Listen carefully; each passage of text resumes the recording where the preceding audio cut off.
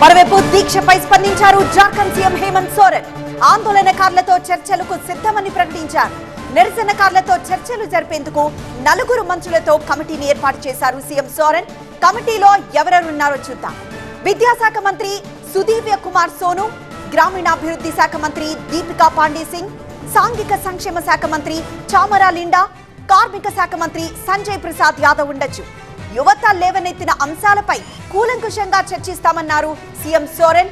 దర్యాప్తుతో ఆగిపోకుండా నేరస్తులను జైలుకు పంపిస్తామంటూ ప్రకటించారు.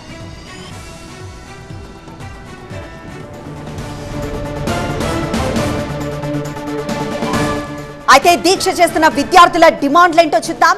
14వ జేపీఎస్సీ పరీక్షను రద్దు చేయాలని, జేఎస్ఎస్సీలో సంస్కరణలు తీసుకురావాలని, గత పరీక్షల్లో అవకతవకలపై సిబిఐతో విచారణ జరిపించాలని, లేదంటే రిటైర్డ్ జడ్జి నేతృత్వంలో దర్యాప్తు జరిపించాలంటున్నారు ఆందోళనకారులు. మరోవైపు వారం రోజులుగా దీక్ష చేస్తున్న ఆందోళనకారులు ఢిల్లీలో దీక్ష చేసిన వాంగ్చుక్ సూచనతో నీళ్లు తాగారు. ఆరోగ్యం విషమించకుండా ఉండాలంటే వాటర్ తీసుకోవాలన్నారు. బీపీ, షుగర్ స్థాయిలు పడిపోతున్నాయంటూ ఆందోళన వ్యక్తం చేశారు వాంగ్చుక్. విద్యార్థులు, ఉద్యమకారులకు మద్దతు ఉంటుందని ప్రకటించారు కాక్రోచ్ జనతా పార్టీ నేత అభిజిత్ దీప్కే. జార్ఖండ్ లో పోటీ పరీక్షల అక్రమాలపై రాష్ట్ర ప్రభుత్వం నైతిక బాధ్యత వహించే వరకు తాము ఊరుకోబోమన్నారు. జార్ఖండ్ వెళ్లి విద్యార్థుల డిమాండ్ల సాధన కోసం పోరాడతామన్నారు.